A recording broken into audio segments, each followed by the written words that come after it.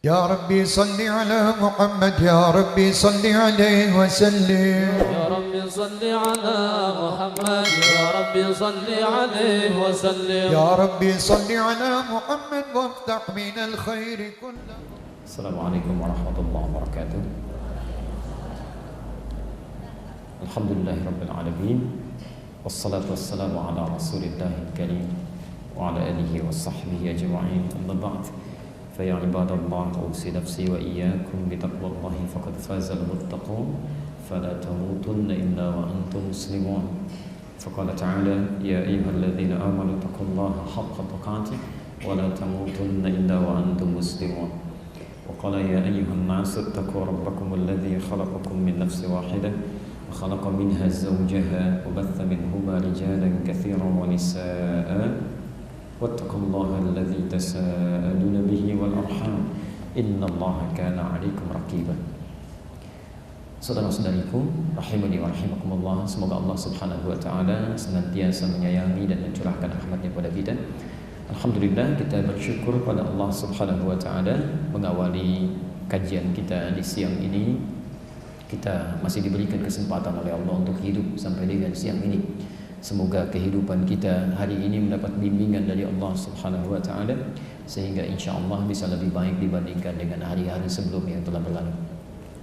Baiklah, hari ini kita akan melanjutkan bahasan tafsir kita masih dalam surah Al-Fatihah pada ayat Ihdinas Shiratal Mustaqim. Bapak dan Ibu sekalian, pertemuan lalu telah kita ulas bersama mengenai makna ayat Iyyaka na'budu wa iyyaka nasta'in serta korelasi dengan ayat-ayat sebelumnya. Saya ingin ingatkan betul bahwa ingat penting kaidah ini ya. Dalam penafsiran Al-Quran, jika kita ingin menafsirkan satu ayat tertentu yang ingin dipahami, maka ayat itu tidak akan pernah terlepas korelasinya dengan ayat-ayat sebelumnya dengan ayat setelahnya. Pola ini yang sudah kami perkenalkan di awal pertemuan kita disebut dengan siyak, ayat yang akan kita bahas. Kaitan dengan sebelumnya disebut dengan sibak, dan kaitan dengan setelahnya disebut dengan lihaq ya, jadi korelasi tiga hal ini itu mesti ada. Tidak bisa Anda tafsirkan satu ayat berdiri sendiri terpotong-potong, apalagi memotong ayatnya ya. Ini penting kami hadirkan karena sekarang ada kecenderungan sementara orang-orang tertentu yang bahkan kebanyakan tidak memahami tentang tafsir ya, sekenanya kemudian menafsirkan Quran. Bahkan ada di antara mereka sesungguhnya yang bahkan tidak mengetahui tentang ilmu agama. Ini tidak ada otoritasnya gitu ya, tapi bicara masalah agama. Tapi kita tidak perlu kaget ya, karena ini sudah diingatkan oleh Nabi SAW, termasuk isyaratnya di Quran. Ya, saya pernah sampaikan dulu, jika Anda punya kitab Sahih Muslim yang aslinya, yang syarah Imam An-Nawawi, itu ada 9 jilid. Anda coba buka jilid yang pertama, halaman 111, bab yang keempat, hadis nomor 6, posisi paling kiri sebelah atas. Itu hadis dari Abu Hurairah. Nabi sudah ingatkan dulu, kata Nabi SAW, sayakunu fi akhir zaman, akan nampak di akhir masa nanti, di masa nanti ya, dajjalun kadzabun, ada para pendusta yang dilukiskan oleh Nabi di hadis ini dengan istilah dajjalun ya, terambil dari kata dajjal ya. Jadi bukan dajjal sesungguhnya ya, tapi mengambil satu makna yang melekat pada dajjal. Dajjal itu salah satu sifatnya dia pintar, punya magic ya, sesuatu yang membuat Anda terpukau gitu ya. Jadi nanti kata Nabi ada orang-orang yang pintar, kalau dia mengeluarkan kata-kata bisa membuat Anda terpikat gitu, kayak benar kalimatnya ya. Seperti diilustrasikan di Quran surah kedua Al-Baqarah ayat 204 sampai 207 ya, posisi paling kiri dari atas sampai sedikit ke bawah ya. Wa minan nasi may yu'jibuka qawluhu fil hayatid dunya. Ada sementara orang yang kalau dia bicara dalam urusan dunia itu bisa membuat Anda terpikat ya. Di kata-katanya begitu cantik, retorikanya begitu menarik ya. Wa yushhidullaha ala ma fil qalbi. Kadang-kadang dia mengambil nama Allah, ngambil ayat, potong, ambil untuk melekatkan apa yang ada dalam hatinya ya, untuk mengatakan ini loh, ini dalilnya ini. Tapi enak saja motong sini dia tanpa dia paham apa maksudnya. Wa huwa aladdul khisam. Ya, Allah berfirman, hati-hati, ini musuh yang paling bahaya. Ya, setan saja, setan musuh bukan? Musuh tahu dari mana?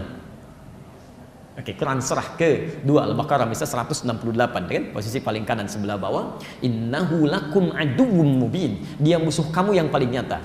Ya. Setan sifat musuhnya disebut dengan adu. Adu itu sesuatu yang jelas. Ya. Karena kita sudah nggak beda pendapat lagi, jelas. Ini posisinya jelas. Dia musuh. Karena dia musuh, mudah kita hindari. Ya. Tapi maaf. Ya, seharusnya cara menghindari itu kenal dulu tentang hakikat musuh. Ini saya perhatikan umat Islam ini umumnya nggak kenal siapa setan. Ya, setan, tapi nggak pernah diketahui gitu ya. Ya. Anda harus pelajari itu. Nanti satu waktu kalau sudah masuk ke bahasan setan, kita ambil tentang setan itu ya, jenis-jenisnya. Ada setan yang ada di masjid. Jangan kira masjid sepi dari setan, ada. Ya, ada setan menggoda orang sholat. Bahkan kata Nabi akan digoda sampai lupa dia berapa rakaat sedang menunaikan sholatnya. Kalau Anda sedang lupa menunaikan sholat berapa rakaat, itu Anda sedang terkena godaan setan itu. Ya. Dia masuk ke sela-sela orang sholat. Ya. Abu Dawud nomor hadis 666. Ada setan di rumah, ada setan di mall, ada setan di kantor. Itu banyak ya. Kalau Anda tidak kenal bagaimana cara dia menggoda, Anda nggak bisa menghindarinya. Ya. Anda harus tutup celahnya. Kalau Anda tidak tahu di mana lubangnya jalan ke sini, Anda nggak bisa menghindarinya, bisa terjebak di situ. Baik ya? Itu yang nyata. Tapi kalau ada musuh, tidak terlihat nyata musuhnya, hadir di sekitaran kita, nampak menghadirkan sesuatu yang mengagumkan, tapi dia berbahaya, itu bahasanya aladun. Ya, kalau sudah ada konfrontasi disebut dengan khisam. Kata Allah, alad wa huwa aladun khisam. Ini lebih bahaya dari setan nih. Ya, makanya hati-hati ya. Yuhadditsunakum bima lam tasma'uhu wa la yasma'unahu aba'ukum. Dia akan bicara kepada Anda bukan masalah dusta urusan dunia. Ya. Bukan dusta materi, dusta kedudukan, bukan. Tapi dia bicara masalah agama, tapi isinya dusta. Ya. Anda bisa kaget, bahkan orang dulu pun bisa terkejut. Iyyakum wa iyyahum. Anda mesti waspada dengan orang seperti itu. Ya. Sekarang sedang marak nih. Ya, ambil ayat Quran begini, mengatakan, oh ini tafsirnya begini. Padahal dia sendiri yang ngerti agama. Ya. Maka tinggalkan yang seperti itu ya. Hati-hati. Kalau mendengar yang seperti itu, sudah ada ketentuan di Quran jelas. Kita nggak bisa komentar lagi. Tetap ketentuannya. Ya. Bahkan kalimatnya sangat tegas. Quran surah ke-4 ayat 140. Posisi paling kiri sebelah bawah di pojok. Wa qad nazzala 'alaikum fil kitab.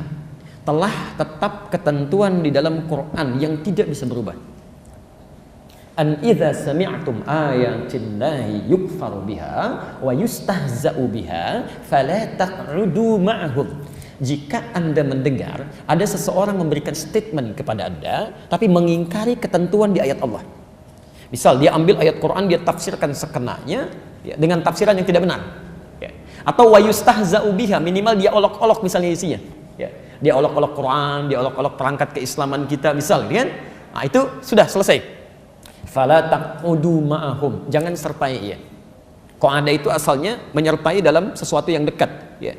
Kayak nonton acaranya, duduk mendengarkan seminarnya, baca bukunya, itu nggak usah, kata Quran tinggalkan dia. Jadi kalau punya acara jangan diikuti, kalau punya buku jangan dibaca, asingkan, isolasi dia. Mudah-mudahan dengan terisolasi itu cara Allah memberikan petunjuk pada dia. Hatta yakhudhu fi haditsin ghairi, sampai dia sadar saya ini menyimpang, harus kembali. Ya. Sekarang kan lagi rame nih ya, ada nafsirkan ayat-ayat Quran tertentu. Saya nggak mau masuk ke politik ya, atau yang lain. Tapi kalau ada di Quran ini saya tampilkan, kalau nggak ada hubungan tidak ya. Sekarang kan lagi ramai ada orang nafsirkan Al-Maidah 51 ya. Tafsiran begini. Demi Allah saya katakan, di kitab-kitab tafsir yang dulu sampai yang ada sekarang bisa dibaca, itu nggak ada yang beda pendapat, tafsirnya satu kok. Ya, kenapa sampai sekarang jadi banyak tafsiran macam-macam gitu? Nggak ada selesai gitu kan. Kenapa yang nafsirkan ini, nafsirkan itu, dan cenderung orang yang menafsirkan dengan suasana berbeda itu yang nggak punya ilmunya. Itu jangan didengar, itu yang seperti itu berbahaya ya. Apalagi sudah berlebihan. Semua agama adalah sama, menuju pada Tuhan yang satu, cuman caranya beda-beda. Zaman jahiliyah aja nggak ada begitu. Ya. Sekelompok orang diutus kepada Nabi SAW menyampaikan proposal perdamaian. Ya Muhammad SAW, kita memang beda. Tapi jangan lantas menjadikan perbedaan ini kita harus bermusuhan, berperang. Sudah, begini saja. Kami ikut agama kamu, nyembah Tuhan kamu. Besok-besok kamu ikut kita, nyembah Tuhan kita. Maka turunlah surah Al-Kafirun itu. Qul ya ayyuhal kafirun. Tapi ada penegasan dari mereka, kita beda. Makanya ujung ayatnya lakum dinukum waliyadin gitu kan. Beda. Jadi orang jahiliyah saja, sebodoh-bodohnya orang jahiliyah masih mengatakan agama itu berbeda. Sepintar-pintar orang sekarang lebih buruk daripada orang jahiliyah, mengatakan semua agama Nah, itu bermasalah. Jelas ya? Maka tinggalkan yang seperti itu. Jelas? Nah, karena itu teman-teman sekalian, termasuk saat kita akan menafsirkan Quran surah pertama Al-Fatihah ini, mesti Anda pelajari kaitan-kaitan dengan sebelumnya plus dengan setelahnya. Saya telah terangkan tentang kaitan sebelumnya supaya tidak meluas waktunya. Kita ingin hadirkan saja secara singkat sampai mengantarkan pada bahasan ihdinas shiratal mustaqim. Baik. Orang yang menjadikan segala aktivitasnya karena Allah, bismillah, makannya karena Allah, minumnya karena Allah, bekerjanya karena Allah, dari bangun tidur sampai tidur lagi karena Allah, ya. Dan maaf, sifat karena Allah ini tidak semata-mata keinginan, tapi diwujudkan dalam bentuk pengawasan. Perhatikan betul ini ya. Baknya ini yang punya 14 makna, salah satu maknanya musahabah, merasa dilihat. Jadi kalau Anda misalnya minum bismillah ketika akan minum, maka sertakan makna musahabah ini, pengawasan dari Allah. Allah melihat Anda. Maka mustahil, sekali lagi, orang yang merasa dilihat Allah akan menyentuh minuman yang tidak disukai oleh Allah. Orang akan minum mengucapkan bismillah dengan tangan kiri, itu mustahil. Orang akan minum mengucapkan bismillah dengan berdiri, itu mustahil. Karena tidak mungkin ada orang menyentuh sesuatu, melakukan pekerjaan, menyebut nama Allah, merasa diawasi, melakukan tindakan itu padahal yang tidak dibenarkan oleh Allah. Jelas di sini? Baik, Anda bekerja, bismillah akan tanda tangan, penanya dipegang. Mustahil menggerakkan pena ini menandatangan proyek yang tidak jelas. Ya, ibu bismillah mau bikin status, mustahil membuat status yang menyakiti orang lain. Ya, bismillah, kenapa kamu seperti itu? Ini udah agak jauh gitu ya. Mustahil itu. Bismillah, taklim hari ini bersama Ustadz Fulan. Masya Allah, materi ini itu yang baik. Jelas ya? Maka ketika Anda lakukan itu, rahmat Allah akan diturunkan. Baik yang menghadirkan kebaikan dunia disebut dengan Rahman. Orang-orang yang menyertakan Allah dalam kehidupan dunianya, maka Allah akan sertai ia dalam kemudahan aktivitasnya. Kemudian itu akan menjadi bekal ibadah. Tayyib. Sifat Allah yang memberikan kebaikan dalam bekal ibadah di akhirat nanti disebut dengan Rahim. Bismillah, Assalamualaikum. Kalimat Bismillah itu menjadikan kalimat yang kita ucapkan dalam pekerjaan kita bernilai ibadah. Bismillah, minum. Kalau Anda tidak mengucapkan kalimat Allah di situ, maka minuman ini cuma menghilangkan haus. Ketika Anda ucapkan Bismillah, Anda minum, kalimat itu yang menjadikan setiap airnya jadi ibadah, dicatat. Di akhirat diberikan hasil dari pekerjaan kita itu. Nah, Allah yang memberikan hasil dari pekerjaan kita, menempatkan kita di surga, itu banyak nanti turunannya. Ya. Masya Allah. Bahkan ada orang yang belum masuk surga, saking tingginya pahalanya langsung diperkenankan melihat Allah tanpa hijab. Itu sebelum masuk surga. Ada di Quran surah 75 ayat 22 sampai 23. Posisi paling kiri sebelah atas. Wujuhu yawma idzin nadhirah. Ada orang-orang yang belum masuk surga, wajahnya sudah berbinar, dia gembira. Ya. Ila rabbiha nadhirah. Dia bisa berhasil melihat Allah tanpa hijab. Nanti ada surganya yang dengan Nabi SAW, ada yang di taman surga, kan? Quran surah 51 ayat 15 sampai 23. Ada yang surganya seluas langit dan bumi, Quran surah 3 133. Ada yang macam-macam. Kalau Anda sudah bisa lakukan itu, maka syukuri alhamdulillahirabbil alamin. Kalau Anda bisa bersyukur, saya sudah pernah terangkan supaya tidak meluas, maka orang yang bersyukur atas nikmat Allah itu, Allah janjikan akan ditambahkan kembali nikmatnya. Konsepnya di Quran surah ke-14 ayat ke-7. Ya, wa idz ta'adzana rabbukum la in syakartum la azidannakum. Maka setelah alhamdulillahirabbil alamin, kemudian dituangkan kembali kalimat tambahan ar-rahmanir rahim. Siapa yang syukur kepada Allah, Rahman dan Rahim akan ditambahkan kembali. Jelas ya? Tapi jangan berbangga dulu karena semua kenikmatan itu ujian, semua akan ditanya. Yang punya tetap Allah, itu cuma titipan saja, titipan saja. Ya, Anda diberikan nikmat misalnya, alhamdulillah, baju digunakan untuk ibadah. Allah tambah lagi, jangan bangga karena itu titipan. Digunakan untuk kebaikan. Yang punya tetap Allah. Yang punya disebut dengan Malik. Setiap yang punya akan mengambil dan bertanya. Saya titipkan kepada Anda, saya titip handphone ya. Satu kali saya ambil. Satu hari disebut dengan yaum. Saya tanya tentang titipan itu disebut dengan ad-din, kama tudinu tadinu tidan. Sebagaimana saya titipkan, saya akan tanya. Anda pertanggungjawabkan. Maka kemudian Allah katakan, kamu jangan sombong dengan apa yang saya titipkan. Harta benda kamu, kedudukan kamu, itu cuma bekal untuk ibadah, meningkatkan bekal kamu. Maka tetap Malik saya yang punya. Yaumuddin, kamu akan pertanggungjawabkan untuk saya berikan hasil dari perawatan titipan itu. Bagaimana cara kami merawatnya ya Allah? Dengan ibadah. Iyyaka na'budu. Jadikan semua titipan Allah itu sebagai ibadah. Ya, makan ibadah, minum ibadah, kerja ibadah, tidur ibadah, motor jadi ibadah, mobil jadi ibadah, duduknya ibadah. Jelas? Maka kalau Anda bisa kerjakan itu semua, Tidak hanya Allah jadikan pahala mengalir untuk Anda. Setiap Anda punya kesulitan, maka Allah Subhanahu wa taala akan memudahkan segala kesulitan Anda. Bagaimana cara mintanya ya Allah? Wa iyyaka nasta'in. Baik, jelas ya? Nah, sekarang pertanyaannya, ya Allah, kalau kami sekarang akan berdoa meminta sesuatu kepadamu, Allah akan sampaikan, kalau ibadah kamu benar, menjadikan semua aktivitas sebagai ibadah, lihat janjinya. Abu Daud nomor hadis 649. Di hadis qudsi saya pernah bacakan pertemuan lalu. Idza qala al-'abdu, kalau seorang hamba mengatakan pada dirinya, dia berkata khususnya dalam salatnya, iyyaka na'budu, ya Allah mulai sekarang kami akan jadikan seluruh aktivitas kami hanya ibadah untukmu. Di makannya ibadah, minumnya ibadah, kerjanya ibadah, segalanya ibadah. Kami bertekad seperti itu. Wa iyyaka nasta'in, dan jika kemudian dia berkata akan memohon sesuatu, kami kalau butuh apapun kami akan bermohon kepadamu ya Allah, hanya untukmu saja. Lihat jawabannya, hadza baini wa baina abdi, ini perjanjian antara aku dengan hambaku. Wali abdi, kalau hambaku benar ibadahnya, benar makannya ibadah karena Allah, benar minumnya ibadah karena Allah, benar salatnya ibadah karena Allah, masalah apapun yang kamu minta sekarang ini aku akan kabulkan. Sekarang pertanyaannya, kalau Bapak Ibu ditawarkan oleh Allah, apapun yang akan diminta akan dikabulkan. Mau minta apa? Ayo, apa ada yang surga, ada yang macam-macam, ada yang mikir dulu, ada yang saking banyaknya nggak bisa disebutkan ya. Baik. Karena itu kita akan diajarkan oleh Allah satu permintaan yang saat kita mohonkan, maka semua kebutuhan kita akan terpenuhi. Semua kebutuhan, bukan keinginan tapi kebutuhan. Karena Allah hanya mengabulkan apa yang dibutuhkan, bukan apa yang diinginkan. Maka kalimat itu kita ucapkan setiap hari minimal 17 kali. Setelah mengucapkan iyyaka na'budu wa iyyaka nasta'in, apa yang kita ucapkan? Ihdinas siratal mustaqim. Kalau benar mengucapkan kalimat itu, maka selesai seluruh kebutuhan yang kita perlukan di muka bumi ini.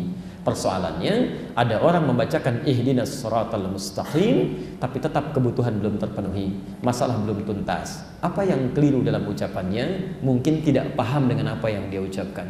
Untuk itulah materi hari ini kita akan lanjutkan dengan pembahasan bagaimana memahami ihdinas siratal mustaqim. Mohon izin saya hadirkan kitab ya untuk hari ini untuk menguatkan argumentasi kita sehingga nanti tidak ada dugaan ini mungkin pendapat Ustadz Adi saja ya. Jadi kita coba hadirkan beberapa kitab. Ini tafsir Al-Wasit yang saya sampaikan dulu ya, karya Syekh Muhammad Tantawi Jauhari, Syekh Al-Azhar ya, sudah meninggal beliau dan termasuk pakar tafsir di dunia salah satunya. Alhamdulillah kami sempat langsung belajar langsung. Tahun 2006 saya belajar dan dengan beliau pulangnya diberikan hadiah kitab ini. Jadi kita bisa bacakan dengan kitab asli. Ini masih asli insyaallah, masih bahasa Arab ya. Baik, jadi kita coba bahas. Bismillahirrahmanirrahim. Baik, teman-teman sekalian saya bacakan dulu nanti kemudian kita tafsirkan pelan-pelan ya.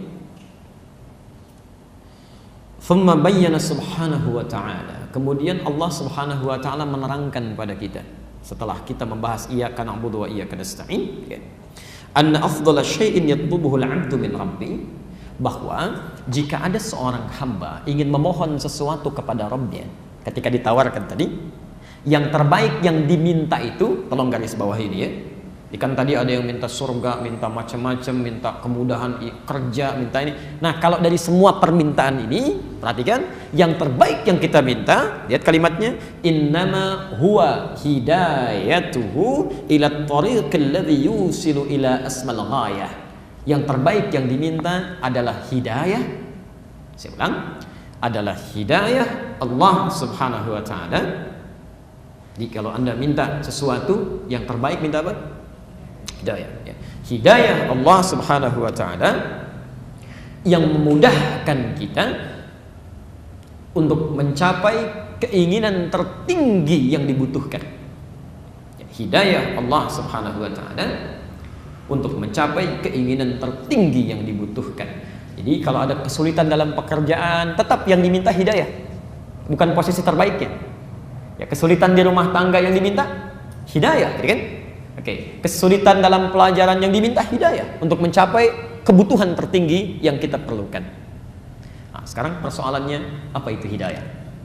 Baik, apa itu hidayah? Baik, kira-kira apa itu hidayah? Jangan dikira-kira ya, kita langsung lihat saja. Baik. Wal hidayatu, adapun hidayah itu pelan-pelan.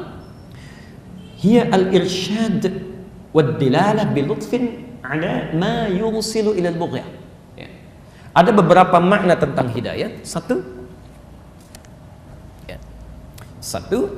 hiya al-irsyad wad dilalah ila ma yusilu ila al-ghayah. Satu disebut dengan al-irsyad awid dilalah bilutfin, ya. Pelan-pelan, petunjuk yang sangat lembut, halus, cepat, yang menyampaikan pada tujuan,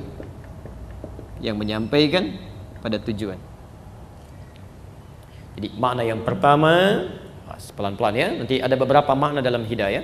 Ada sekitar 3 makna. Satu, petunjuk yang sangat lembut, yang sangat halus, yang menyampaikan pada tujuan. Baik, sebentar. Sudah? Baik. Jadi ketika kita mengatakan ya Allah, mohon berikan hamba hidayah, gitu kan? Pelan-pelan. Hidayah, saya tulis dulu ya supaya kita alurnya paham betul. Hidayah, ini tulisannya. Jamaknya disebut dengan hudan. Jamaknya begini, hudan. Jelas? Sebentar. Kalau Anda ingin memintanya, ya. Jadi ini makna pertama, petunjuk yang menyampaikan pada kemudahan. Jamaknya disebut dengan hudan. Kalau kemudian Anda ingin mintakan petunjuk ini supaya mendapatkan kemudahan dari apa yang ingin kita capai, maka dialihkan kalimatnya ke dalam bentuk fi'il amr, ya, kata permohonan dalam bentuk perintah, ihdi. Ya. Kalau untuk seorang ihdi, kalau untuk kebanyakan tambah na, singkatan dari nahnu, maka menjadi ihdina. Baik. Misal ada kalimat di situ, ihdinas siratal mustaqim. Apa terjemahannya? Tunjukkan kami jalan yang lurus, Masya Allah. Baik, Alhamdulillah. Itu terjemah Usap ya. Baik. Pelan-pelan. Asalnya Bapak Ibu sekalian, saya masuk ke siratal mustaqim dulu ya. Sirat al-mustaqim, ya. Sirat berarti jalan. Kira-kira sempit atau luas jalannya? Ada yang bilang sempit, ada yang bilang luas. Jemaah Al-Hujah berbeda pendapat tentang sirat. Ada yang sempit, ada yang luas. Masya Allah. Sirat itu asalnya jalan yang terbentang luas, lebar lah gitu ya, lebar. Ya. Tapi Ustadz kan ada keterangan sirat itu seperti rambut dibagi 7 gitu kan. Masya Allah. Nanti Anda di hari kiamat akan lewat jembatan sirat seperti rambut dibagi 7. Anda lewatnya bagaimana?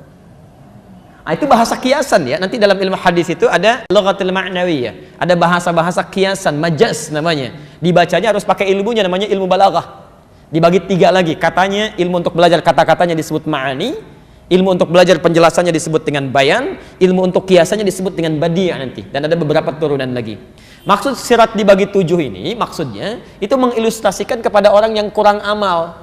Seakan-akan ketika dia nggak punya bekalnya, mau jalannya agak susah. Seperti rambut terbagi 7. Kalau orang yang punya amal gampang aja lewat. Ada yang lari, ada yang secepat kilat, ada yang tembusnya cepat sekali. Itu bayangan dibagi 7 itu pada orang-orang yang merasa nggak punya bekal. Karena nggak punya bekal, tegang dirinya, seakan-akan sulit melewatinya. Seperti halnya rambut dibagi 7. Sulit untuk melewat. Ya. Bahkan ada di antara mereka yang masuk neraka tanpa hisab. Langsung. Ya. Pernah dengar masuk surga tanpa hisab? Sering. Pernah dengar masuk neraka tanpa hisab? Baru ya. Itu ada di Quran surah ke-18 ayat 100 sampai 101. Posisi paling kiri di atas sedikit ke bawah. Ya. Ada orang-orang masuk neraka tanpa hisab. Thumma aradna jahannama yawma idzin lil kafirin arda. Ada orang-orang yang saat di hari hisab nanti ya, itu langsung oleh Allah ditampakkan neraka jahanam sejelas-jelasnya. Ya. Kalau kalimat bebasnya begini, kamu nggak usah mikirin hisab dan tempat kamu ya, tempat kamu di sini, udah nggak usah mikirin kitab lagi, nanti langsung aja ke situ. Ya, ada yang begitu tuh, ya. Ada yang masuk surga tanpa hisab, sudah lebih dulu diberi kabar di dunia. Jadi dia belum ke alam kubur, dia belum kemudian dihisab, belum masuk surga, tapi sudah ada beritanya. Kamu dapat kabar gembira akan masuk ke surga yang mengalir keindahan di dalamnya. Itu di Quran surah kedua ayat 25, posisi paling kanan sebelah atas. Ya. Tapi ada juga orang yang sebelum dia masuk ke dalam nerakanya, hisabnya kata Allah, kamu nggak usah mikir ya, nggak usah repot. Tempat kamu di sini nih, di neraka, tempatnya jahanam, nggak usah dipikirin, nanti langsung ke situ aja. Ya. Siapa mereka itu ayat 101-nya? Alladzina kanat a'yunuhum fi ghita'in an dzikri, yaitu orang yang saat di dunia itu susah sekali tuh matanya melihat kebaikan. Ya, terhalang gitu ya. Lihat orang ke masjid nggak ada getaran, padahal Allah itu saking sayangnya diperlihatkan supaya dia mau ibadah tuh.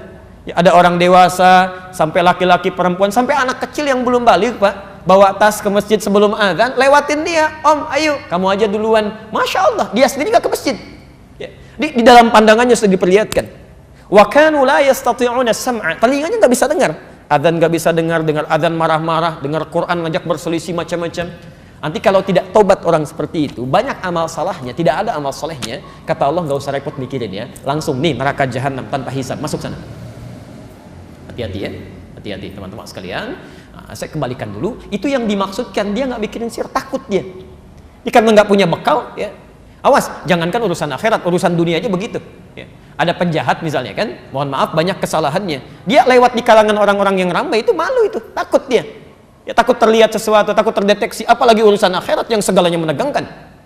Hati-hati, makanya seakan terbelah menjadi 7. Asalnya Siratul luas, panjang, makanya orang-orang yang banyak bekal tenang aja, meninggalnya juga tenang, dan panggilannya menenangkan. Quran surah 89 ayat 27 sampai 30 itu, ya ayyatuhan nafsun mutmainnah, hei jiwa yang tenang, karena tenang begitu pulang, tenang aja, senyum gitu kan, pulang. Kemarin saya habis sholat subuh ya, Masya Allah, ada seorang ibu, bu ya, dipanggil oleh Allah gitu ya, 6:30 malamnya, tenang di bulan Al-Muharram, malam yang baik, itu rajin ta'lim itu, Masya Allah. Saat ibu yang lain sibuk arisan, sibuk macam-macam dan sebagainya, beliau gunakan hidupnya untuk belajar. Itu Masya Allah. Sebelum dimandikan saja, belum dimandikan Pak, jamaah sholat subuh sudah pada datang, semasjid datang, belum dimandikan. Apalagi saat dimandikannya, disolatkannya, saat macam-macamnya dimandikan orang khusus tertentu. Jadi setelah itu dikafani, bagaimana orang menyolatkan, mengantarkan dan sebagainya. Siapa dia? Orang yang saat hidupnya menjadikan dirinya sebagai ibadah pada Allah Subhanahu wa taala. Rajin ta'lim itu dalam hidupnya. Rajin banget ya. Saya mengalami 3 itu saat baru pulang dari Indonesia itu. 3 peristiwa yang luar biasa, semuanya perempuan. Satu lagi nanti ada laki-laki. Ya, dia sibuk bekerja, setelah selesai pekerjaannya dia jadikan hidupnya untuk ibadah. Rajin ke masjid, saking rajinnya dikenal sebagai pejuang salat subuh.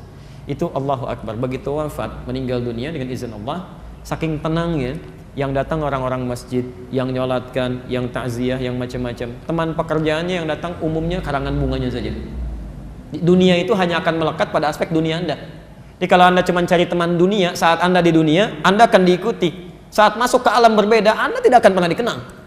Tapi kalau teman akhirat Anda bukan hanya dipikirkan dalam urusan dunia. Di alam kubur Anda didatangi untuk didoakan, diantarkan, dimohonkan kebaikan. Di dalam akhirat pun Anda masih difikirkan. Jadi kalau Anda masih sibuk dengan urusan dunia, silakan saja. Ya, hanya dunia akan Anda dapatkan. Tapi kalau Anda sibuk urusan akhirat, dunia Allah akan ikutkan, akhirat Anda akan jangkau. Karena itu sifatnya mustaqim. Mustaqim itu asalnya bukan lurus ya. Asalnya bukan lurus ya. Asalnya sesuatu yang mudah. Ini ungkapan pada sesuatu yang mudah. Jadi kalau orang Arab menyebutkan jalan yang tidak banyak berliku, menghadirkan kemudahan, ini ada keistiqamah, bisa jalannya lurus. Ya. Dengan yang berliku-liku belok begini, kira-kira lebih cepat mana sampai ke tujuan? Yang lurus atau belok? Lurus. Mudah kan? Nah, jadi ihdinas shiratal mustaqim itu asalnya sesungguhnya pada awalnya bukan jalan yang lurus. Tunjukkan kami pada solusi yang sifatnya mudah, tidak berliku gitu. Ya, tidak berliku. Jadi kalau Anda misalnya ada persoalan di pekerjaan, minta ya Allah berikan hamba hidayah. Maksudnya petunjuk ihdinas shiratal mustaqim, berikan solusi yang memudahkan sampai ke tempat dengan mudah, tidak berliku, itu asalnya. Ya. Maaf, Anda pilih mana? Jalan berliku sampai, jalan lurus tapi macet, pilih mana? Gak mudah ya? Nah, jadi kalimat shiratal mustaqim itu asalnya bukan lurus tapi sesuatu yang mudah. Ya, ya. Tapi terjemah itu masih bisa dipakai umumnya saat haji atau umrah ya. Saya dulu tugas di Mekah tahun 2010. menerima jemaah pertama, ada sebagian yang kesasar itu, masya Allah. Orang umrah tawafnya di Masjidil Haram, ini ada yang ke Mina gitu, masya Allah. Sebagian, ya Allahu a'lam, tapi kami jemput itu. Ya. Ada sebagian yang nyasar, bingung dia, satu rombongan karena tidak paham bahasa Arab, ketemu dengan askar, minta petunjuk ke maktab. Askarnya nggak bisa bahasa Indonesia, tapi dia tidak kehilangan cara untuk bertanya. Dia ingat ayat tadi, dia buka gelangnya, Pak, ihdinas siratal mustaqim. Tunjukkan kami jalan yang lurus, dikasih gelang gitu ya. Askarnya nggak bisa bahasa Indonesia, jelaskan susah kan, bahasa Arab dia nggak paham. Cara terbaik dia teruskan, siratal ladzina an'amta 'alaihim ghairil maghdubi 'alaihim waladdallin. Kamu ikuti ini ya katanya, Pak, jangan belok-belok nanti tersesat gitu. Baik. Kembalikan ya. Jadi orang-orang yang dekat dengan Allah itu, kembalikan, irsyad wad-dilalah bilutfin, dalam dirinya akan diberikan petunjuk-petunjuk pada kebaikan. Jadi kalau bapak ibu benar ibadahnya bu, pak, ya, dekat dengan Allah, ibadahnya benar, bukan hanya sholatnya saja, pekerjaan segalanya, itu nanti anda akan dapat dorongan-dorongan kebaikan ditunjukkan oleh Allah. Maaf ya, bahkan dalam yang santainya pun, anda santai ingin duduk, tiba-tiba buka TV, tek, nggak baik, itu akan seketika pindahkan. Ini bukan untuk kamu. Yang baik untuk yang baik, jelek untuk yang jelek, itu nggak tepat. Itu mata anda bisa langsung dipalingkan, channel bisa langsung anda ganti. Itu yang disebut dengan hidayah. Ya, makna yang pertama, petunjuk yang halus yang mengarahkan anda pada kebaikan. Anda mau belanja, lihat sesuatu yang diharamkan oleh Allah, nggak akan mikir lagi, sudah pindahkan, selesai. Ya. Anda mau baca sesuatu, lihat tayangan gambar yang tidak bagus, anda akan pindahkan, nggak ada, dan nggak akan mikir. Oh, pandangan pertama masih ada kebaikan, selanjutnya itu yang dilarang, nggak akan. Begitu lihat videotron nggak bagus, pindahkan, selesai, sampaikan itu haram hukumnya, selesai. Jadi kalau anda misalnya dekat dengan Allah, ibadahnya betul, itu akan ada selalu itu dorongan-dorongan gitu, ya. Akan ada selalu. Ya. Baik, ini petunjuk, petunjuk, ya, disampaikan betul oleh Nabi SAW, termasuk isyarat-isyarat di Quran. Ya. Mohon izin ya, apalagi orang-orang yang rajin tahajud. Saya berikan nasihat untuk saya pribadi dan kita semua, selama kita masih mampu, jangan tinggalkan tahajud. Tahajud itu diantara ibadah sunnah, tapi manfaatnya luar biasa. Diantara manfaat yang paling istimewa, itu bisa menghadirkan kedekatan dengan Allah sampai menunjukkan kepada anda, begini cara mengawalinya, begini keluar dari persoalan. Kalau anda disakiti, langsung pertolongan Allah datang, tanpa perantara. Itu ada di Quran surah ke-17, ayat 79 sampai 81. وَمِنَ اللَّيْلِ فَتَهَجَّدْ بِهِ نَافِلَةً لَكَ عَسَىٰ أَن يَبْعَثَكَ رَبُّكَ مَقَامًا مَحْمُودًا. Anda rajin tahajud, dekat dengan Allah, maka Allah akan angkat derajat anda di tempat yang terbaik. وَقُلْ رَبِّ أَدْخِلْنِي مُدْخَلَ صِدْقٍ. Kemudian anda akan dibimbing bagaimana mengawali pekerjaan dengan benar. Awas, dengan benar ya. Anak anda mau belajar, misalnya sulit mendapatkan sesuatu, ada orang tua yang memohon-mohon dengan cara yang tidak benar, ada yang ngasih hadiah, ngasih uang macam-macam, anda tidak akan diberikan jalan. Anda promosi jabatan, kadang-kadang caranya tidak benar, mesti bayar begini, mesti melobi begini. Anda ahli tahajud tidak akan seperti itu, gak akan terfikir. Allah yang punya rezeki, Allah punya kedudukan, Anda akan diarahkan, gini caranya, gini jalan keluarnya. Anda ada di jalan, wa akhriji mukhrajas sidqin, tiba-tiba dari jauh, plit, tolong minggir, Masya Allah. Jika ada petugas berseragam mengatakan kepada anda, tolong minggir, apa yang terbayang pertama kali dalam kepala anda? Ahli tahajud gak akan macam-macam, gak ada ahli tahajud tiba-tiba mengeluarkan macam-macam. Nggak ada, nggak akan pernah ada dorongan dalam jiwanya. Saya akan sampaikan apa yang dia minta. Ditanya A, saya jawab A. Kalau salah, saya akui. Bagaimana solusi baiknya? Ya, kalau benar, saya akan sampaikan. Allah akan berikan solusi. Nah, itu yang benar. Ya. Kadang-kadang suka nggak tepat gitu kan? Kadang polisi nggak nanya apa-apa, misal gitu kan, mengeluarkan sesuatu yang tidak ditanyakan. Tolong minggir, sibuk keluarin kartu macam-macam. Belum ditanya apa-apa.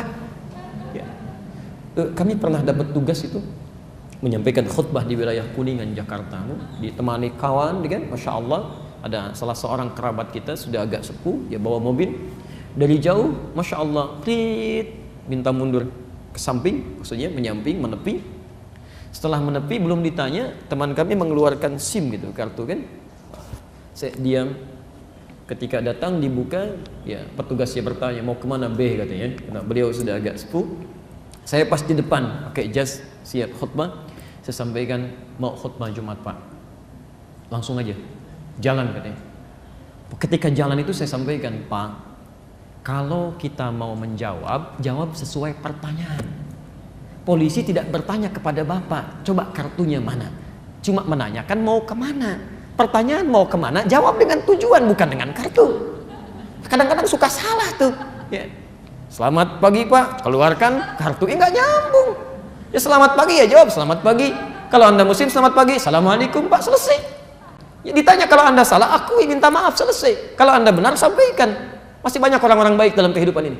Ya. Kami ngajar di Mabes, di Polda itu orang-orang baik itu luar biasa, Masya Allah. Ya, yang ta'lim, yang segala itu Masya Allah. Ya. Jangan diarahkan orang baik ini diberi peluang pada yang buruk, itu keliru. Jelas ya? Nah itulah yang pertama, al-irsyad wa dilalah bil lutfin. Jadi kalau Anda ada anak-anak gitu kan, ingin dibimbing oleh Allah supaya dapat kebaikan, latih mereka dengan ibadah. Salatnya dekatkan dengan Allah. Di rumah tangga ingin ada petunjuk, itu tidak mudah itu. Tidak mudah, ya. Dan setan rumah tangga itu sangat berbahaya. Jadi kalau Anda tidak mendapatkan petunjuk dari Allah, tidak mudah suami menaruh kepercayaan pada istrinya. Begitu sebaliknya. Ya. Ibu kalau suaminya keluar, ada ketenangan ya dalam jiwanya. Belum tentu itu. Setan itu bekerja, Pak. Ya. Dan setan rumah tangga itu saking bahayanya, itu ditampilkan langsung di Quran. Isyaratnya di Quran surah kedua, Al-Baqarah ayat 102 itu. Posisi paling kiri dari atas sampai ke tengah itu, saking panjangnya bacaan. Ya. Yufarriquna bihi bainal mar'i wa zawji. Tugas pertamanya, dia akan coba pecah belah keharmonisan rumah tangga. Silahkan cek. Bukankah sebelum menikah kadang-kadang dibuat mesra kan? Supaya maksiat itu padahal belum halal. Akarnya belum dilakukan, wah sudah jalan berdua, naik beca berdua, Masya Allah, beca seakan milik bersama, tukang beca nggak ada, jalan aja gitu kan, supaya maksiat, selesai gitu ya. Tapi setelah menikah, Masya Allah, sebulan, 2 bulan, 3 bulan, 6 bulan, indah semua. Setelah itu tidak ada yang paling tidak menyenangkan kecuali pasangan hidupnya. Kalau Anda tidak mendekat kepada Allah, tidak mudah mendapatkan itu. Gak mudah. Silahkan cek ya, setelah setahun, 2 tahun, semuanya punya pengalaman yang sama. Tidak ada yang paling tidak menyenangkan kecuali pasangannya, itu setan. Yufarriquna bihi bainal mar'i wa zawji. Dia akan pecah belah keharmonisan rumah tangga itu supaya terpisah. Ya. Silahkan cek. Mah, papa ke kantor dulu ya. Ya udah hati-hati. Ya udah hati-hati. Suami orang ke kantor, Pak. Masya Allah. Sama. Ya. Perempuan juga begitu. Pak, ke depan dulu ya. Nganter. Ya udah hati-hati. Masya Allah. Ya, istri orang nganter Bu. Bisa lain. Ya. Jadi suasana sudah berbeda gitu ya. Nah itu. Dasim itu. Nanti kita pelajari setelah sampai ke situ ya. Baik, jelas ya? Jelas. Nah, maksud saya, kalau Anda dalam kehidupan sehari-hari belum mendapatkan bimbingan ini, berarti ibadah Anda kurang. Kurang gitu. Ya. Mohon maaf, malam-malam sudah didorong untuk tahajud tapi masih berat. Tapi kalau bola cepat bangun, berarti ada yang kurang. Ibu sama, zakat mal belum direncanakan, zakat mal udah dihitung-hitung. Itu sama, ada yang kurang. Ada yang belum maksimal, ada yang belum maksimal di sini. Belum maksimal. Seharusnya orang yang mengucapkan gini ya, kalau Anda mengucapkan sekali masih lupa itu wajar. 2 kali lupa wajar. 3 kali minta wajar. 17 kali paling minimal Anda ucapkan. Ihdinas siratal mustaqim, ihdinas siratal mustaqim 17 kali dalam sehari. Masa nggak dapat? Harusnya ada gitu kan? Ya, mustahil orang yang punya hidayah itu dapat gerakan dorongan dalam jiwanya, keluar masjid nggak akan pernah kaki kanan dilangkahkan, pasti kiri. Begitu kanan dia tarik lagi, pasti kiri itu. Ya, masuknya pasti kanan. Ya, jadi itu yang simpel-simpel gitu. Duduk, bismillah, minum dilihat dulu punya saya bukan. Diminum, bismillah. Itu ada dorongan tuh. Kalau Anda sudah mendapatkan itu, pertahankan, itu kenikmatan.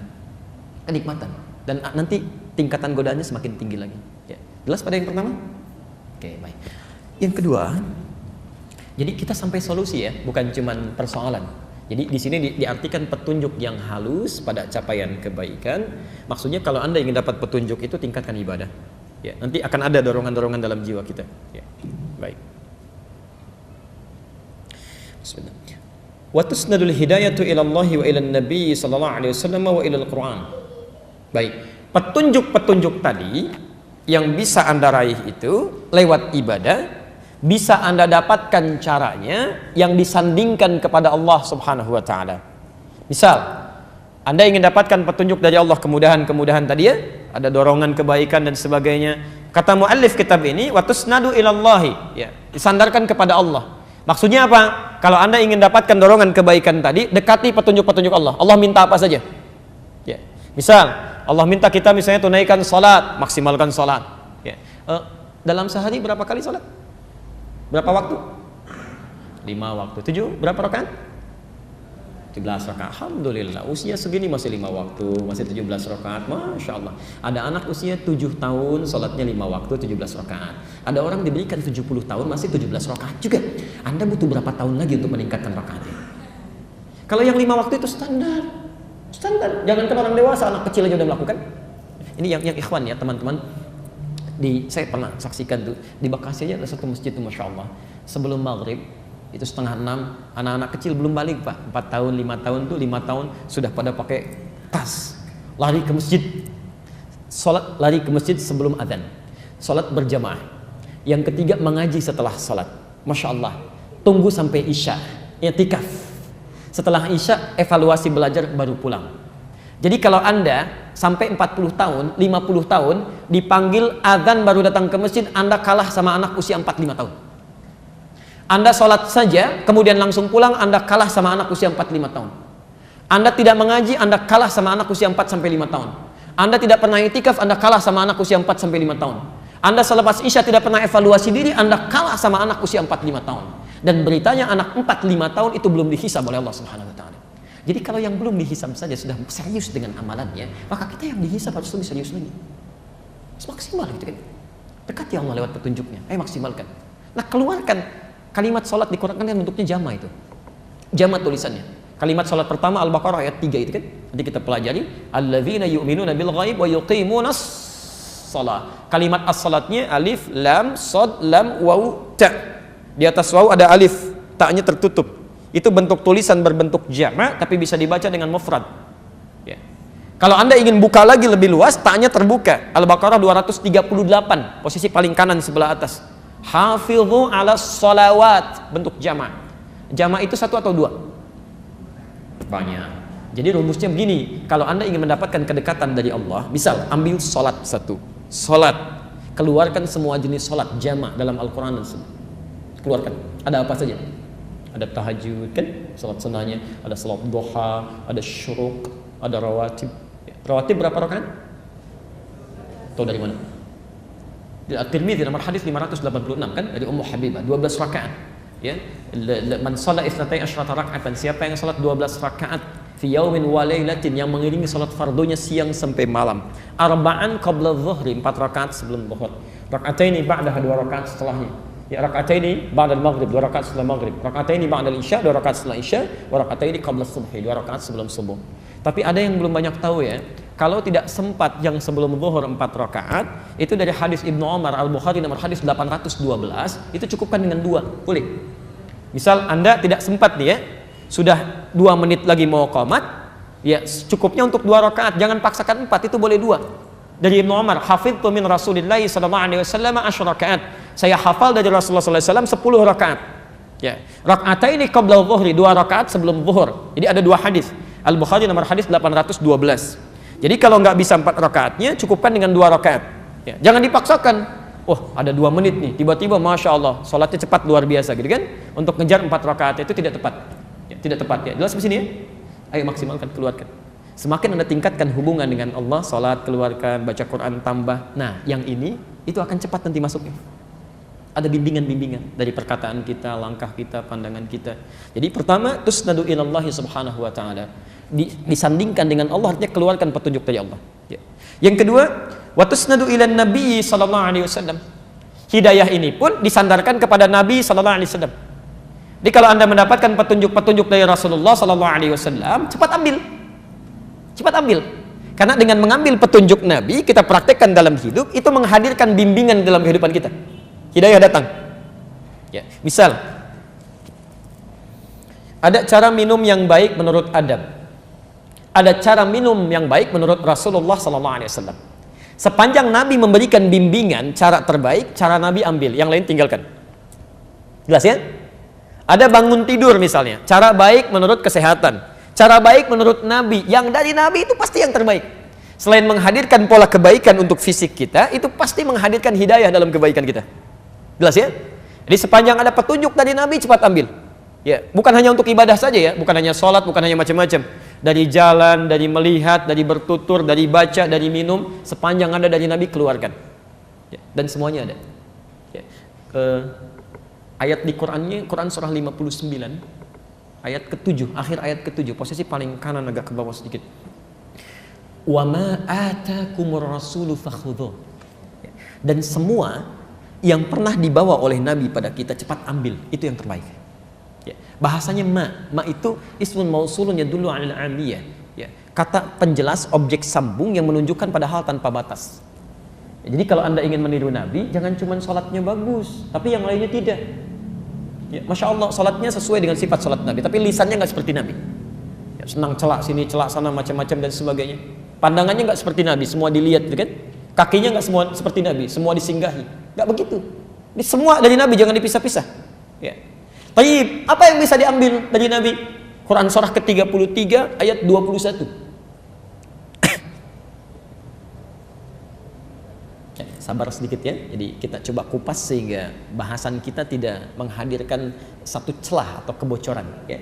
Genteng bocor aja kan bermasalah gitu ya. Nah, apalagi kalau hadisnya bocor, itu kan bermasalah. Ya. Baik. Kemarin saya jalan ke satu tempat, tiba-tiba hujan. Ada orang berkata, aduh langit bocor. Masya Allah langit bocor. Karena istilah itu suka macam-macam ya. Allahu Akbar. Baik. Laqad kana lakum fi rasulillahi uswatun hasanah. Oke. Lihat sini ya, saya ajarkan sedikit ilmu qiraat ya. Saya dulu sudah pernah terangkan ini, singkat. Saya boleh hapus dulu ini? Alhamdulillah. Seperti biasa ya, datang sendiri, terangkan sendiri, tulis sendiri, hapus sendiri ya. Lengkaplah. Anda tinggal datang aja. Oke. Uswatun hasanah. Uswah hasanah. Sekarang perhatikan, saya berikan ilmu qiraat sebentar. Kata uswah dalam riwayat Hafs dari Asim, ini bisa dibaca juga dengan iswah. Ya, riwayat Qal atau Warsh dari Nafi'. Laqad kana lakum fi rasulillahi uswatun hasanah. Ini bisa juga iswatun hasanah. Uswah atau iswah itu artinya keteladanan yang meluas sifatnya. Meluas. Ya. Jadi maksudnya begini, kalau Anda mengambil kebaikan dari situ, maka Anda pun otomatis akan jadi teladan.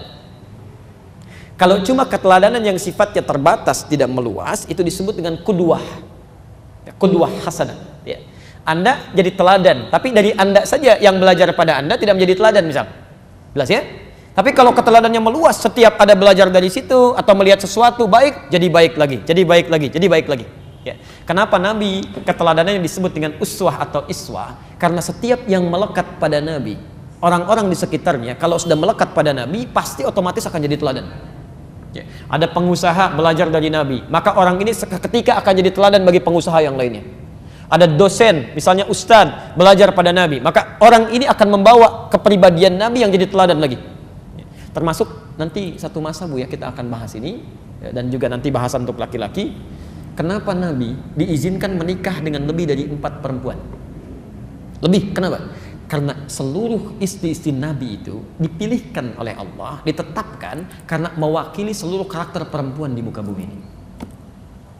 Di ibu nanti, kalau pelajari istri-istri Nabi, ibu akan temukan ya, di karakter perempuan di muka bumi ini, Pak, akan terwakili di situ. Dari mulai Sayyidah Khadijah, dari Saudah, dari Aisyah, Maimunah, Ummu Habibah, itu nanti ibu akan tahu ada ibu mirip-mirip ke situ itu karakternya. Bukan wajahnya ya, tapi mirip-mirip karakternya. Nanti dari yang paling perhitungan Pak, sampai yang paling cemburuan itu ada. Sebelum menikah dengan Nabi, tapi ketika menikah dengan Nabi, cemburunya jadi ibadah. Kalau si fulana bisa tahajud, saya pun harus bisa. Ya, hitungan tadinya uang belanja, sekarang dari satu kurma bagaimana jadi ibadah. Ya, coba ibu pelajari itu ya, ambil materinya. Kami ada materi tentang pesona istri-istri Rasulullah SAW. Ya, nanti Anda bisa dapatkan itu. Bagaimana Sayyidah Khadijah, Masya Allah Pak. Khadijah itu diantara keutamaannya. Al-Bukhari nomor hadis yang keempat. Kalau di kitab aslinya Al-Bukhari yang warna merah terbitan Darul Hadis halaman ke-12 ya, posisi paling kanan sebelah bawah, hadis nomor yang keempat sampai ke sampingnya lagi. Itu dilukiskan bagaimana Nabi ketika belum mendapatkan wahyu turun dari Gua Hira ya, sedang ketakutan luar biasa, gelisah gitu kan. Tiba-tiba pulang ke rumah melihat Sayyidah Khadijah, itu bisa hilang kegelisahannya seketika. Hanya melihat wajahnya saja. Di kisahnya setelah Iqra itu turun ya, surat Al-Alaq itu kan turunnya malaikat Jibril tidak dalam rupa yang sesungguhnya, menyamar dalam bentuk manusia, dipeluk Nabi ya, sampai 3 kali dikatakan Iqra ma ana biqari. Itu belum melihat yang rupa malaikat Jibril yang sesungguhnya. Nah, kemudian setelah berselang beberapa waktu wahyu turun, qadar Allah ketika ke Gua Hira belum turun. Turun dari Gua Hira suasana siang, di jalan tiba-tiba ada yang manggil, "Ya Muhammad." Ya Muhammad. Nengok kanan gak ada orang, kiri gak ada orang, depan belakang kosong. Begitu melihat ke atas, ada sosok yang belum pernah dilihat sebelumnya. Seperti duduk antara langit dengan bumi, gitu kan? Masya Allah, ilustrasinya beginilah. Anda Pak keluar dari sini siang-siang, dan kosong gak ada orang. Ada yang manggil, Pak, kan? Kanan kiri gak ada orang, depan belakang kosong. Begitu lihat ke atas, Masya Allah, rambut panjang, jubahnya putih begini, Pak. Apa kesan Anda? Jangankan ibu, Nabi aja berkata begini, "Faro'ibtu minhu," saya takut luar biasa katanya. Ya, ini takut itu wajar, manusiawi ya. Yang salah itu larut dalam ketakutan, itu yang tidak wajar. Baik. Ro'ibtu itu perasaan khawatir sampai membuat bulu kuduk naik, maka lari beliau. Ya. Tapi yang paling indah ketika sampai di rumahnya melihat wajah Sayyidah Khadijah, Masya Allah. Sayyidah Khadijah binti Khuwailid, ketika dilihat oleh beliau, dibukakan, hilang setengah kegelisahan, tenang aja. Ya. Mendengar kalimatnya, dipegang tangannya, kata Nabi, "Zammiluni, tolong selimuti saya." Digandeng oleh beliau, dibawa, diselimuti, disampaikan, "Suamiku sayang, engkau ini orang paling baik, tidak pernah punya musuh, selalu menjalin silaturahim. Tanamkan pada dirimu, yakinkan pada jiwamu, aku akan selalu bersamamu dalam suka dan duka." Maka tiba-tiba seketika tenang, sampai turunlah Quran surah Al-Mudaththir itu, "Ya ayyuhal mudaththir, qum fa'anzir." Coba ibu pelajari itu. Suami sedang gelisah luar biasa, lihat wajah Khadijah, tiba-tiba tenang. Bisa nggak gitu? Suami pulang dari kantor banyak persoalan, penat, begitu lihat ibu, Masya Allah, tenang, gitu ya. Wah, tapi kalau lihat ibu tiba-tiba masalah jadi rumit lagi, wah itu persoalan serius ya. Baik, nanti bisa dilihat. Jelas ya? Maka coba teman-teman lihat, ya, uswah. Jadi pelajari. Nah, kalau U tinggi sifatnya, dhammah itu mengumpul. U itu di atas di bawah. Di atas itu tinggi atau rendah? Tinggi ya? Baik. Kalau ya, I harakatnya di atas di bawah. Apa namanya? Fathah atau dhammah? Kasrah ya, bukan fathah, bukan dhammah. Kasrah. Kasrah itu sesuatu yang pecah. I pecah. Ya, ini kalau kasrah misalnya kan az-zujaj, kaca pecah, terpecah-pecah kecil, ya, terpencar, ya, rendah kecil. Kenapa bisa dibaca dengan dua riwayat? Nanti kalau usia saya sampai menafsirkan ayat ini, kita akan bahas. Yang melekat pada Nabi itu, jangankan yang tinggi-tinggi, yang kecil-kecilnya aja jadi teladan, yang rendahnya aja jadi teladan. Jangankan sholat sunnahnya yang sampai bengkak kakinya, senyumnya jadi teladan, ya, disapanya jadi teladan. Jadi kalau Anda bisa mengambil keteladanan dari Nabi, belum bisa mengambil yang tingginya, ambil yang kecil-kecilnya. Dengan itu Anda akan mendapatkan hidayah, akan ada bimbingan, ada kenikmatan gitu ya. Coba cek, mungkin selama ini hidup kita jauh dari tuntunan, padahal semuanya ada. Teman-teman yang berbisnis, Nabi kan sudah berikan tuntunan berbisnis. Ada kitab tijarah, kitab bisnis. Pengusaha-pengusaha itu yang mengikuti tuntunan itu semuanya Masya Allah, Bu. Ya, berhasil semua. Ya. Teman-teman yang mengajar ada petunjuk dari Nabi. Ada semuanya. Ya. Jadi coba kita keluarkan. Termasuk saya tidak bosan mengingatkan ya. Pernahkah Anda keluarkan petunjuk sebagai orang tua? Ya, petunjuk Nabi di rumah tangga. Bagaimana jadi ayah yang baik sesuai dengan hadis. Ya, bagaimana jadi istri yang baik sesuai petunjuk Nabi. Pernah nggak keluarkan? Kalau boleh saya berikan nasihat ya. Sebulan itu harus punya target. Di rumah dulu misalnya, saya ingin jadi ayah yang baik menurut Quran, menurut Allah dan menurut Nabi. Keluarkan ayat-ayatnya, keluarkan hadisnya.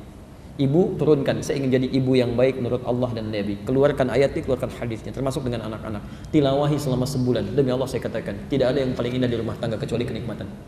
Kenikmatan. Ya, silahkan, kalau nggak percaya silahkan. Ada petunjuk-petunjuk kebaikan. Yang besar jadi kecil, yang kecil tidak akan pernah mengupas itu. Selalu tertutup, selesai. Jelas ya? Yang terakhir, wa ilal Quran.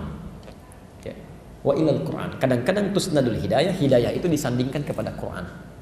Makanya Quran disebut oleh Allah sebagai hidayah. Tadi masih ingat hidayah jamaknya apa? Hudan, ya? Hudan. Hidayah jamaknya hudan. Al-Baqarah Quran surah kedua ayat 185. Posisi paling kiri di pertengahan. Syahrul Ramadan alladzi unzila fihil Quran. Ya. Di bulan Ramadan diturunkan Al-Quran. Apa fungsi Quran itu? Hudan. Ada itu? Ya, hudan linnas. Semua isi Quran itu dari Al-Fatihah sampai dengan An-Nas itu isinya petunjuk yang memudahkan kita untuk sampai pada hal yang dibutuhkan. Ya. Jadi kalau Bapak Ibu lekat dengan Al-Quran itu lebih mudah mendapatkan petunjuk. Ya. Silahkan cek, gampang gitu. Ya. Nggak percaya silahkan, semua. Saya bahkan pernah sebutkan di sini. Ya. Hidup kita itu, semua liku persoalannya, itu solusinya sudah dituangkan langsung oleh Allah di Quran. Ya. Allah yang menciptakan kita lebih tahu tentang persoalan kita. Karena itu setiap solusi yang dimunculkan pasti itu akan dihadapi. Ya. Jadi orang cerdas itu, Muslim yang cerdas, dia akan keluarkan semua hal yang ada di Quran, lalu dia kemudian petakan jalur hidupnya. Dari situ setiap mendapatkan masalah, solusinya sudah ada. Ya. Misal, ya, mohon maaf ya, ada yang tadi di rumah tangga keluarkan ayat-ayat tentang rumah tangga di Quran. Demi Allah saya katakan, semua masalah di rumah tangga itu semuanya tercantum di situ dan ini solusinya. Ya. Ini akan begini nih kalau miskomunikasi di mana ayatnya. Dari mulai An-Nisa ayat 34. Kalau tidak bisa diselesaikan dengan berdua, siapa yang dilibatkan? An-Nisa 35. Ya, kalau macam semuanya ada. Anda ketika bekerja itu diurai oleh Quran, kemungkinan masalahnya akan begini. Ini solusinya. Jadi kalau Anda tidak pernah mempelajari, misal, jangankan solusinya, Anda nggak pernah kenali masalahnya, Anda bisa kaget itu. Ya, ada yang putus asa, ada yang sampai macam-macam, padahal semuanya ada. Saya bacakan cepat ya, tapi jangan ditulis. Pesan saya jangan ditulis, supaya tidak ada pertanyaan ya, atau tidak ada permintaan untuk diperlambat. Tolong jangan tulis, dengarkan saja. Sejak sebelum terlahir sampai kita wafat, itu semua petunjuknya sudah ada. Anda misal dalam kandungan supaya lancar, baik, persalinannya nyaman dan sebagainya. Quran surah ke-7 ayat 189. Ketika dilahirkan, bagaimana supaya ASInya lancar, tidak kikuk menjalani tugas sebagai ayah dan ibu yang baru, pembagiannya nyaman. Quran surah ke-2 ayat 233. Ketika tumbuh, disusui, diberikan ASI sampai 2 tahun itu, ASInya sampai dengan lancar, kemudian apa yang harus dilakukan supaya dekat dengan Allah, taat pada orang tuanya, cepat menangkap pelajaran-pelajaran di sekitarnya. Quran surah 31 ayat 13 sampai dengan 19-nya. Ketika dia mulai sekolah formal, bagaimana cepat menangkap pelajaran supaya dia tidak mudah lupa, cepat dipahaminya. Quran surah 9 ayat 122. Bagaimana kemudian supaya prestasinya terangkat, tidak hanya pintar tapi terangkat prestasinya. Quran surah 58 ayat ke-11-nya. Ketika dia mulai naik lagi masuk kampus, kenal dengan kawannya, bagaimana supaya tidak terjebak dalam lingkungan yang buruk, pergaulan yang bebas, ada LGBT dan sebagainya. Quran surah 49 ayat ke-13-nya.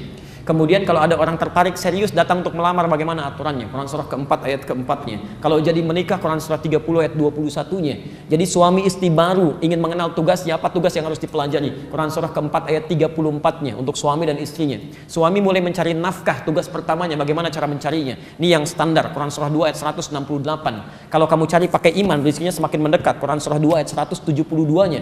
Ada rezeki lagi yang sudah nunggu kamu sebelum kamu berangkat, dia sudah menantikan. Quran surah 7 ayat 96-nya. Kadang-kadang ibu merawat di rumah tangganya, anaknya rewel, sulit diatur, bagaimana supaya dia hormat pada orang tua sampai tidak mengatakan Quran surah 17 ayat ke-23-nya. Kadang-kadang dalam persoalan demikian Anda kadang capek, lelah dalam suasana demikian, bagaimana mengatasinya? Quran surah 26 ayat ke-80-nya. Atau Anda terkena dengan penyakit, wah yang sudah dokter mengatakan ini nggak mungkin nih solusinya, mereka give up, tangannya hand up, apa yang dilakukan? Quran surah 21 ayat 83 sampai 84-nya. Anda di kantor kadang-kadang ada yang usil Pak, ingin menyudutkan Anda, menyingkirkan Anda, menyungkurkan Anda. Sehebat apa mereka berkuasa, tidak ada yang bisa menahan kuasa Allah. Quran surah 17 ayat 79 sampai 81. Sampai Anda mendapatkan teror luar biasa, membuat dada Anda sesak, kemudian mata Anda menjadi gelap, ingin keluar dari situ, ada solusinya. Quran surah ke-21 ayat 87 sampai dengan 88-nya. Anda berumah tangga belum ada keturunannya, sudah mohon sana sini sudah nggak bisa juga, ada solusinya. Quran surah 3 ayat 38 sampai 39-nya. Quran surah 19 ayat 3 sampai dengan ayat 10-nya. Sampai Anda muncul lagi, usia 40 tahun orang tuanya masih ada, alhamdulillah. Kemudian ingin berbakti kepada keduanya, bagaimana cara membalasnya? Nggak mungkin, tapi Anda bisa lakukan. Quran surah ke-46 ayat 15-nya. Sampai semakin nyaman Anda terpikir, ya Allah, apakah saya akan hidup selamanya? Tidak, kamu pasti akan didatangi oleh maut. Quran surah ke-3 ayat 185-nya. Ya Allah, bagaimana cara datang maut kepada saya? Persiapkan saja amal saleh. Dengan itu kamu akan dipanggil dalam keadaan yang tenang. Quran surah ke-89 ayat 27 sampai 30-nya. Tapi kalau kamu ingin sedikit menegangkan, silahkan lakukan amal salah. Maka kamu akan dipanggil oleh malaikat maut dengan Quran surah ke-8 ayat 50-nya. Sedikit menegangkan sampai dipukulin malaikat, kan? Ya Allah, bagaimana suasana alam kubur? Saya di malam pertama dunia sering belajar. Malam pertama alam kubur bagaimana? Oh boleh, kalau ingin nikmat Quran surah ketiga ayat 169 sampai 171-nya. Bagaimana hisabnya ya Allah? Jangan dipikirkan. Ada orang ahli surga tanpa hisab. Quran surah kedua ayat 25. Ada yang melihat Allah. Quran surah 75 ayat 22 sampai 23. Ada orang masuk neraka tanpa hisab. Quran surah ke-18 ayat 100 sampai dengan 101. Ya Allah, bagaimana suasananya nanti di akhirat nanti? Kamu jangan pikirkan, kamu akan nyaman, tenang. Ada banyak surga yang bisa kamu dapatkan. Ada surga yang Masya Allah dengan Nabi SAW. Kalau kamu cinta dengan Allah, ikuti sunnahnya. Quran surah 3 ayat 31. Ada yang surganya itu taman surga, semua diberikan oleh Allah tanpa perantara. Quran surah 51 ayat 15 sampai dengan 23-nya. Ada surga yang seluas langit dan bumi. Quran surah 3 ayat 133-nya. Ada surga biasa yang mungkin tidak sebanding kenikmatannya dengan yang lainnya. Seperti Quran surah 2 ayat 25 itu. Semuanya ada. Ada semua. Cuma persoalannya kita tidak pernah hadirkan. Jadi kalau Anda hadirkan dalam kehidupan, ada semua, Pak. Tentang masjid juga diatur. Apa yang harus dilakukan di masjid, kalau ta'lim bagaimana, kalau salat bagaimana, ada semuanya. Ya, kalimat masjid pertama Quran surah kedua ayat 114. Apa yang dikerjakan Quran surah ke-9 ayat 18-nya, ada semuanya. Kita nggak lakukan gitu kan. Ya, kalau saya ingin mencari Allah bagaimana, Quran surah kedua ayat 186. Ya, kalau ingin saya berdoa di tempat yang mana, kalau di rumah bikin mihrab, Quran surah ke-3 ayat ke-37. Kalau Anda bisa bikin lebih luas, bikin musalla, Quran surah kedua ayat 124, ada semuanya gitu kan. Kenapa nggak Anda hadirkan? Itu masalahnya gitu kan. Nah, jadi teman-teman sekalian, kalau kita bisa datangkan dari Quran ini, kita petakan, ambil terapkan, itu indah kehidupan. Ya, indah, dan itu akan diberikan gitu. Makanya nanti setelah baca Al-Fatihah, kita kan baca surat kan? Surat kan? Ya, coba silahkan cek. Semua sholat di 2 rakaat pertama pasti baca surat dari Quran kan? Nanti kalau saat kita masuk surat, seharusnya yang kita bacakan itu yang kita butuhkan. Minta. Ya, kadang-kadang setelah diberikan kan kita ingin merinci kan? Baik, rincinya lewat surat yang kita baca itu. Misal tadi ya, Anda ada kesulitan di kantor macam-macam, begitu sholat minta. Makanya bahasa sholatnya kan wasta'inu, Al-Baqarah 45. Wasta'inu bis-sabri was-shalah. Kalau Anda punya persoalan dalam hidup, terima dengan sabar. Nanti saat sholat minta kepada Allah solusinya. Permintaan Anda, iyyaka na'budu wa iyyaka nasta'in. Ketika minta wa iyyaka nasta'in, kata Allah mau minta apa? Kalau Anda ingin rinci, baca ayat yang sesuai dengan kebutuhan Anda. Nah, ini kadang-kadang yang dibaca itu lagi.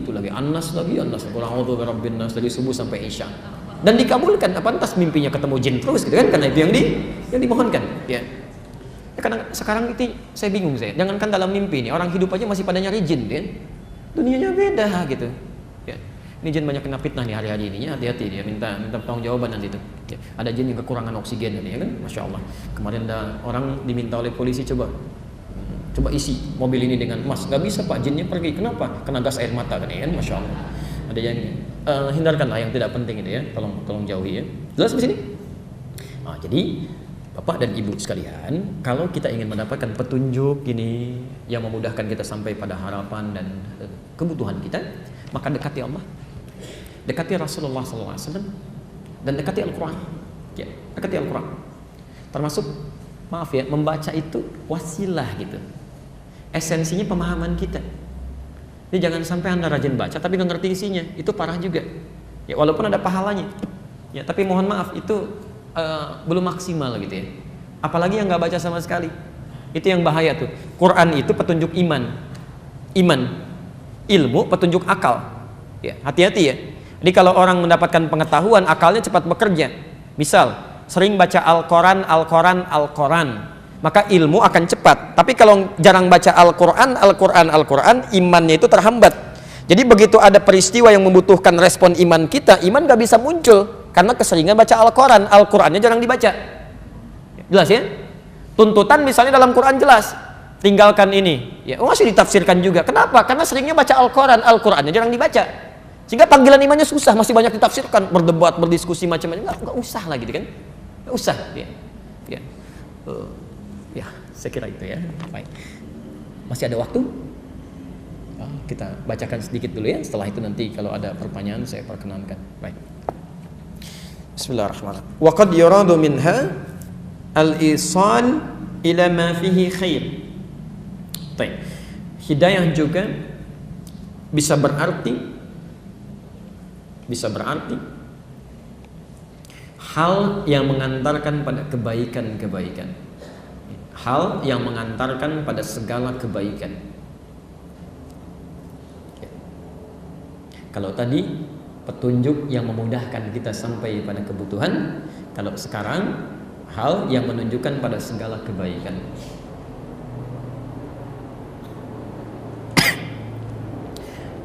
Baik. Teman-teman sekalian, masih ingat tadi hidayah disandarkan pada siapa saja? Satu, Allah. Kedua, Rasul. Ketiga, Quran. Baik, sekarang perhatikan ya. Makna kedua ini kalau disebutkan hal yang menunjukkan kepada kebaikan diartikan dengan hidayah, maka kebaikan yang dimaksud itu baik menurut Allah, baik menurut Rasul, baik menurut Al-Quran. Jelas ya? Ingat, ini penting pemahaman kita, karena yang baik menurut kita belum tentu baik menurut Allah. Jelas ya? Awas, hati-hati nih, ini sedang diuji nih sekarang ya. Jadi kalau ada yang baik menurut Allah, baik menurut kita berseberangan, maka yang baik menurut Allah itu yang diambil. Jelas ya? Yang baik menurut kita itu tinggalkan. Awas, hati-hati ya, dalam kehidupan apapun. Apakah dalam kehidupan pribadi kita, rumah tangga kita, sosial kita, politik kita. Jadi kalau Allah sudah mengatakan inilah hukum yang terbaik, tinggalkan pendapat Anda, ambil keterangan Allah. Jelas sampai sini? Nah, orang-orang yang dekat dengan Allah itu nggak akan mikir lagi. Jadi kalau sesuatu bertentangan dengan hukum dunia, dia nggak akan mikir, langsung ambil petunjuk Allah. Itu tandanya kuat hidayahnya. Tapi kalau Anda masih menimbang-nimbang, itu artinya ada yang kurang bekalnya dalam kehidupan kita. Jelas sampai sini? Oke, sekarang kita sedang ta'lim ya. Saya beri contoh misal. Hadis riwayat Al-Bukhari, nomor hadis 71, Kitabul Ilmi, posisi paling kiri sebelah atas di kitabnya. Saya bacakan hadisnya. Man yuridillahu bihi khairan yufaqihu fid din. Siapapun yang diinginkan oleh Allah untuk menjadi orang baik, memiliki sifat-sifat kebaikan, maka yang pertama diberikan oleh Allah yufaqihu fid din. Dia akan dibimbing, diringankan langkahnya untuk mempelajari agamanya. Untuk memahami, bahasanya fikih itu paham ya. Dimohon izin. Jadi kalau orang diinginkan oleh Allah menjadi baik, ternyata yang diberikan pertama kali bukan dunia. Mohon maaf, kalau Anda mengalami peningkatan dunia, materi, harta benda meningkat, saat yang bersamaan Anda tidak mengerti tentang agama Anda bukan orang baik menurut Allah. Belum. Anda meningkat kedudukan, promosi jabatan, tapi belum paham tentang tuntunan, belum yang tahu mana yang benar diikuti, yang salah yang harus ditinggalkan, Anda belum jadi orang baik. Nah, saat Allah menginginkan seseorang menjadi baik, yang pertama diberikan bukan dunia, dibimbing ia untuk memahami ajaran agamanya. Berbahagialah saat kita berada di sini, yang belum tentu didapatkan oleh semua orang, gitu kan? Anda diringankan langkahnya, ditempatkan di sini, langsung diundang ke rumah Allah, bukan di tempat biasa. Itu tandanya Allah sudah menginginkan kita berubah jadi orang baik. Ya, maka nikmati itu, dapatkan. Tapi yang paling menarik begini, taklim yang dimaksud tidak semua taklim itu baik. Dalam bahasa hadisnya yufaqihu, yang bisa memahamkan Anda tentang agama. Jadi tidak semua taklim bisa jadi baik. Kalau Anda misalnya menghadiri majlis taklim, datang belajar, tapi membuat Anda tidak dekat dengan Allah, materinya tidak memahamkan Anda tentang agama, itu pun bukan taklim yang baik. Jelas ya? Ya. Anda belajar misalnya kan, tiba-tiba maaf, ada ketawa yang tidak jelas, isi yang kejauh kemana tidak berkaitan, gitu kan? Hal-hal yang tidak mendekatkan diri Anda dengan Allah, itu bukan taklim yang baik. Jadi ukuran kebaikan yang mendapatkan hidayah itu adalah orang-orang yang menyertakan kebaikan itu sesuai dengan ketentuan Allah. Jadi tidak semua orang ikut taklim aja jadi baik menurut Allah, belum tentu. Ya kecuali kalau taklim yang diikuti mendekatkan diri dia dengan Allah. Jelas ya? Baik, karena itu coba cek. Kalau Anda dalam keseharian masih lekat dengan panggilan dunia, petunjuk Allah belum diambil, ada yang kurang dalam ibadahnya. Teman-teman dalam Jumatan, ya. Saat Anda sibuk dengan pekerjaan, ada proyek miliaran, ada panggilan Jumat, mana yang didahulukan? Kalau Anda simpan dulu cepat, respon itu seruan Jumat, iman Anda bagus. Petunjuk pada kebaikan menurut Allah.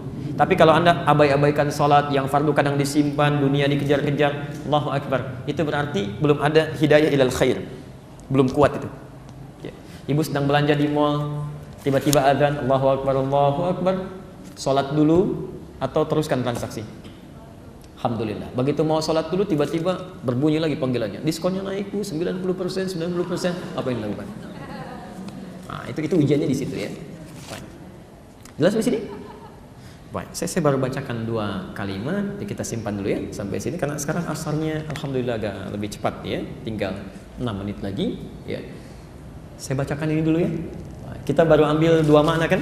Ya, baru 2 makna hidayah, satu petunjuk yang mendekatkan kita pada kebutuhan yang diridhoi oleh Allah, yang kedua adalah hal-hal yang mengantarkan pada kebaikan menurut ukuran Allah, Rasul, dan Al-Quran. Nanti ada makna yang lainnya kita akan pelajari pada kesempatan yang akan datang ya.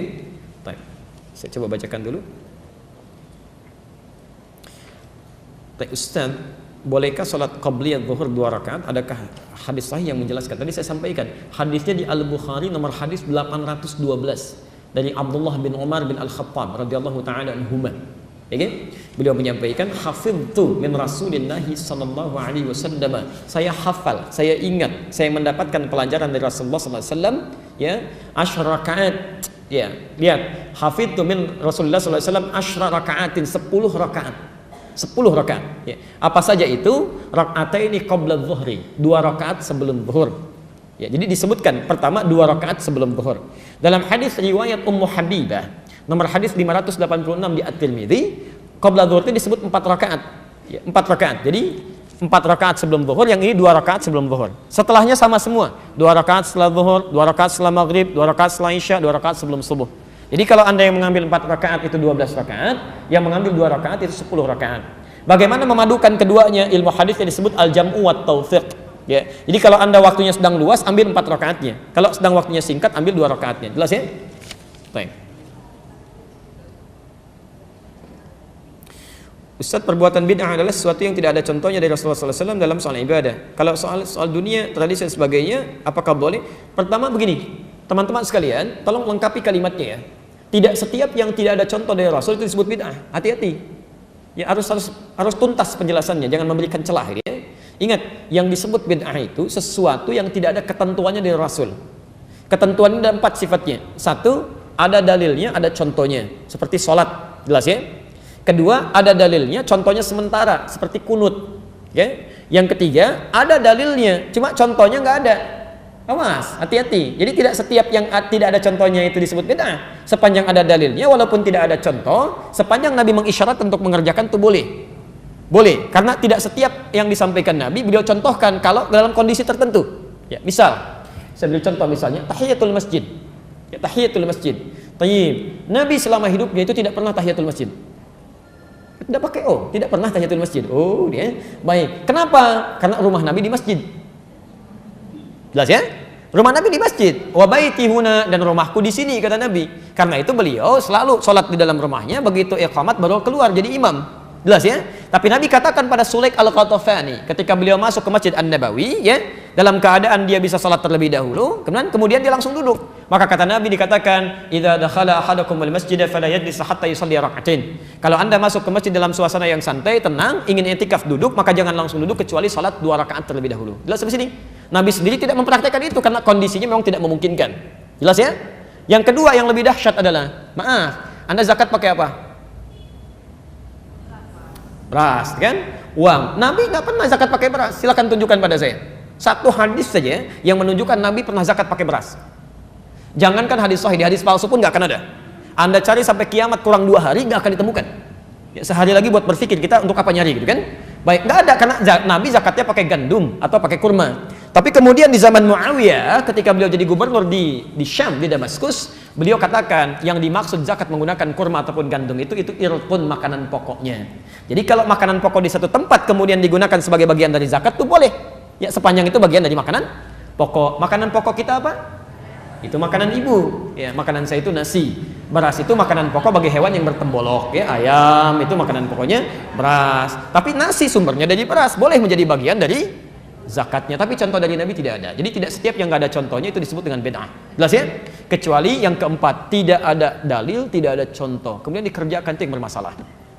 Salat, saya tutup sampai sini karena waktu kita akan masuk adzan asar. Salat takbir sampai bersedekap. An-Nasai nomor hadis 886 sampai 889. Nabi katakan angkat sejajar dengan bahu, Al-Bukhari 715, angkat sejajar dengan daun telinga, An-Nasai 1101, kemudian langsung letakkan telapak tangan yang kanan di punggung yang kiri, letakkan di dada. Ya, taib, bahasanya langsung. Contohnya jelas, dalilnya jelas. Anda melakukan kegiatan misal diangkat tiba-tiba nggak enak kiri dulu, mungkin enaknya kanan dulu, masukkan kanan, angkat tutup begini. Itu yang tidak ada dalilnya, tidak ada contohnya. Jelas ya? Nah, teman-teman sekalian, karena sudah masuk ke asar, kita harus berhenti untuk persiapan sholat asar. Jika ada yang benar yang saya sampaikan silakan amalkan, kalau ada yang keliru silakan tinggalkan, ambil pendapat ustaz yang lebih baik ya. Subhanakallahumma wa bihamdika asyhadu an la ilaha illa anta astaghfiruka wa atubu ilaik wa akhiru da'wana alhamdulillahirabbil alamin. Allahu minkum. Assalamualaikum warahmatullahi wabarakatuh. Ya Rabbi salli ala Muhammad, ya Rabbi salli alaihi wa sallim.